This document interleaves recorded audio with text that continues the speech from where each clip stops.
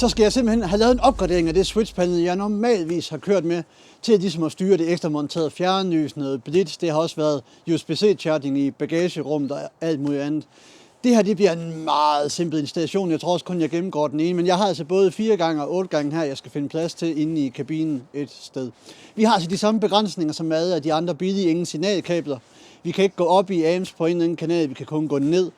Så vil du gerne have haft noget kraftigt udstyr på, lad os bare sige kanal 1, 2 og 3, jamen så er det altså ikke sikkert, det er der, du kan trække flest amps ud. Så der er altså nogle begrænsninger her, og det skal vi nok lige dykke lidt nærmere ned i. Men i hvert fald det her, det er sådan nogle P4 silicon switches fra Mech Tuning, og det er altså de mest lækre knapper i det her budgetvenlige switch-panel marked, der ligesom er til at komme i nærheden af. Der er ikke så meget flashy funktioner her i forhold til app, og vi kan heller ikke rigtig gruppere på samme måde. Så der er nogle begrænsninger her, man lige skal tage med i mente. Men rigtig fedt switchpanel, det er det her altså. Og det er også det, jeg har set nogle andre mærker, de har kørt ind under deres big brand. Jeg tror, det er OptiBeam, de har også det her switchpanel med deres eget navn på. Så det er altså stadigvæk kvalitet det her, og de bliver næsten lavet samme sted af de her forskellige switchpanels med forskellige navne. Så det er ikke fordi kvaliteten her fejler noget overhovedet. Både 12 og 24 volt er selvfølgelig muligt her. Når vi snakker 12, jamen, så er vi på 720, og lige snart vi er over i de 24 volt, jamen, så er vi på 1440, hvis jeg husker korrekt, i max watt forbrug. 4 forskellige knapfunktioner, momentary, hvor du holder den nede konstant, og så har vi altså 2 forskellige blink patterns, hvor den ene er ret slow, og så har vi den, du ligesom lidt mere forbinder med noget strobe-effekt. Og ellers er der ikke så meget andet at sige. Du får alt her i kassen, du skal bruge. Vel at mærke, du ikke skal for langt væk fra starterbatteriet, så har du altså brug for nogle længere kabler her, så det er plus og minus, ikke? Altså sted i forhold til batteriet. Så du er tvunget, hvis batteriet sidder herover til at montere den herover i venstre side, ikke for langt væk. Det sætter lidt nogle begrænsninger, så jeg vil umiddelbart sige, at du skal ligesom få købt nogle længere kabler til at starte med. Og så er det altså bare at kigge på, hvad der faktisk er her i kassen, og hvad jeg ligesom har gjort af tilvalg og få det monteret, ikke? Og det er altså noget, du sagtens kan selv det her. Det tager altså ikke ufattelig lang tid. Det tager lige så lang tid at montere alt det her ekstra monterede fjernlys, som det gør med dit switchpanel, så det kan du også nemt bevæge dig ud i. Og udover det der i parken, så har jeg altså tilvalgt lige at købe nogle ekstra kabler her, ikke, i forhold til at få trukket strømmen, hvorhen jeg gerne vil have den til faktisk at være. Så det er altså det, jeg kommer til at montere først, og så kigger vi altså på det her, ikke, imens vi monterer det.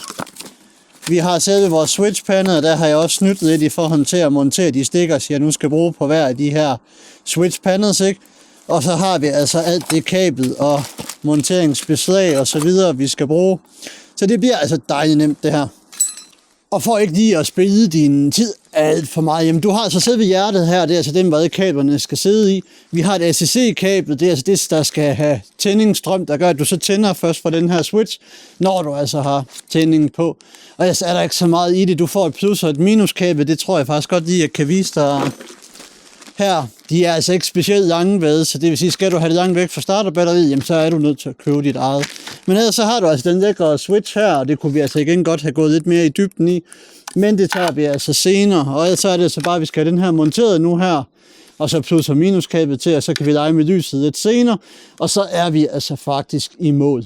Og så skal vi simpelthen bare have skruet vores control box på her, og det er så bare lige med at finde et sted, hvor man lige synes, den sidder, som den skal. Det bliver altså bare sådan her, så nu får jeg den simpelthen bare lige skruet i her. Og som vi kan se her, så er control boxen altså simpelthen blevet monteret, og den sidder altså urokkeligt fast her, den rører ingen steder. Og hvis vi lige tager et kig her, hvis jeg lige kan ramme med, det kunne jeg der.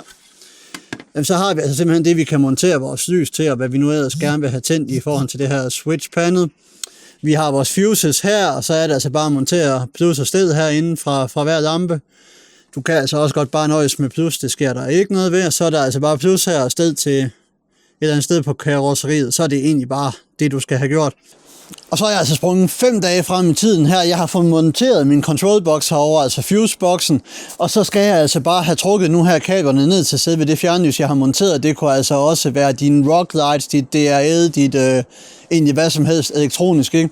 Så der bliver en del kabelføring, og du kan, alt efter hvad bil du har, være nødvendigt, du afmonterer noget plast. Det er det, jeg gør i den her rækkefølge, og bagefter så skal vi begynde med det her.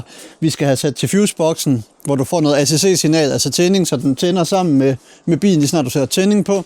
Du kan også vælge, at den bare skal være tændt hele tiden, så skal du bare huske at slukke dit udstyr, og det var lidt sjovere, hvis der var en app til. Og ellers så har vi altså bare et kabel, der skal ind i kabinen til vores selve switchen. Så det er faktisk det, og så er der altså ikke mere, end du skal finde ud af, hvor det her switchpanel skal sidde, og så er det altså piece of cake at gå i gang med det her. Så det her, det gør jeg simpelthen nu, og jeg har nogenlunde styr på, hvordan jeg vil trække det her. Og ellers så er det altså her, du nok godt lige kan bruge en halv time på at trække det mest korrekt, så du ikke skal lave det om. Og jeg skal altså gerne ende med at få ført alle mine kabler herned, så er jeg sådan set godt kørende i forhold til det, jeg bruger som ditchlight og mit fjernlys her. Så det er bare det, jeg gør nu her, og det behøver vi egentlig ikke gennemgå det helt store ting. Altså vi speeder det nok lidt op. Jeg har været nødt til at gøre noget, jeg faktisk ikke brød mig om at gøre, og beklager på forhånd. Jeg har været nødt til at hoppe i den her video et par gange faktisk, og det er simpelthen fordi ledningsnettet det blev brændt af, altså det originale i bilen. Det har ikke noget at gøre med MIG-tuning, men det gør bare det hele tog bare længere tid end planlagt. Det gør altså også, at jeg har hoppet meget i det her i forhold til selve monteringsdelen. Vi har set noget af det, og skal du gå fra noget, hvor jeg begynder ved noget, ikke? Og vi ender med en fuldstændig 100% installation, der bare spiller, så skal du altså se den video, jeg har lavet med noget switchpanel, med noget Oxbeam, eller noget Lumen, eller det her XBB, jeg også har monteret nu her.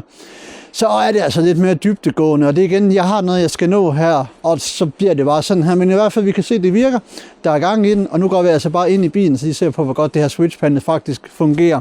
Brandærgerligt, og det er altså ikke noget, der har noget som helst med MIG-tuning at gøre. Og som vi kan se, så har jeg altså monteret vores 8-gangspanel her, og der sidder faktisk også et 4-gangspanel herover, som faktisk ikke lige er helt opsat endnu. Men ikke desto mindre fuldstændig det samme, bare antaget af knapper. Vi kan tænde vores panel herover, som vi kan se, så lyser det jo rigtig fint. Vi kan sige, nu tænder jeg lige noget her. Så er den jo tændt, indtil jeg trykker på den igen. Vi har den her, så er det altså noget blink, så er der også en strobe-effekt. Og så har vi altså den her også, hvor vi skal holde den nede, og så er lyset kun tændt. Den kan du så bruge til noget horn, eller hvad du nu gerne vil, for at konfigurere den. Jamen, så trykker vi simpelthen bare over på M-ikonet her. Det er så det, der skifter alt efter, hvilket mærke det her det bliver solgt under. Nu kan vi simpelthen bare gennemgå de forskellige funktioner, så vi har jo altså permanent lys, når du trykker ned momentary, og så har du så det der blinker noget strobe, trykker på M igen, og så er den altså indstillet. Det bliver altså ikke nemmere end det her. Det, der er vigtigt at nævne, det er de her knapper. Det er virkelig, der er en god travel på dem, så sidder med handsker, så er du altså ikke i tvivl om, når du har trykket noget ned. Så du behøver altså ikke kigge herover lige så snart du har nogenlunde føling med, hvilken knap der er hvor. Så er det altså bare tryk, og så ved du, det er tændt. Der er meget bedre travel her, end der er på mange andre switch panels. Det gør altså, det her, det er altså rigtig fint og sådan dejligt tilfredsstillende. Så det er lidt at komme fra et billigt tastatur til et mekanisk, altså mechanical keyboard, når du sidder og spiller computerspil, hvad end du gør, ikke? Så er det her altså en helt anden følelse, der gør, at det her, det føles faktisk premium, selvom det faktisk er okay billigt. Så det her, det var altså en installation, sådan i hvert fald halvt af det her MIG-tuning Neon Switch panel, ikke? Det er altså det bedste switch panel, jeg har været i nærheden af i den her prisklasse. Rigtig fint travel igen, du kan bruge det med handsker. Der mangler lige en app til opsætning, men når du egentlig har kørt med det her egentlig hvilken som helst switch panel længe, jamen så er vi mindre vi over i noget Android Auto eller Apple CarPlay, så kommer du så ikke til at savne appen enten til noget opsætning, så bliver det bare et irritationsmoment, hvor det altså bliver træls at skulle finde din telefon frem, eller finde en holder inde i bilen, og så aktivere og deaktivere de forskellige funktioner, hvad du ellers har opsat. Det her, det fungerer super godt, og knapperne føles egentlig okay premium til prisen. Det, der også er værd at bemærke her, det er, at det her switch panel bliver altså også solgt for eksempel under deres, eller ikke deres, men under Optibeam-mærket. Det er altså et mærke, du måske har lidt større chance for at kende, hvis ikke du i forvejen har kigget på switch panels. Og der er prisen skruet så højt op, at jeg kunne altså købe 2 af dem her, og så stadigvæk have nogle mønter nede i lommen, ikke? Så det er lidt vildt, der er nogen, der vil tjene så meget på et tilsvarende produkt. Faktisk præcis det samme produkt, bare med et andet mærke. Så det her, det er et super fint produkt. Rigtig skarp i prisen.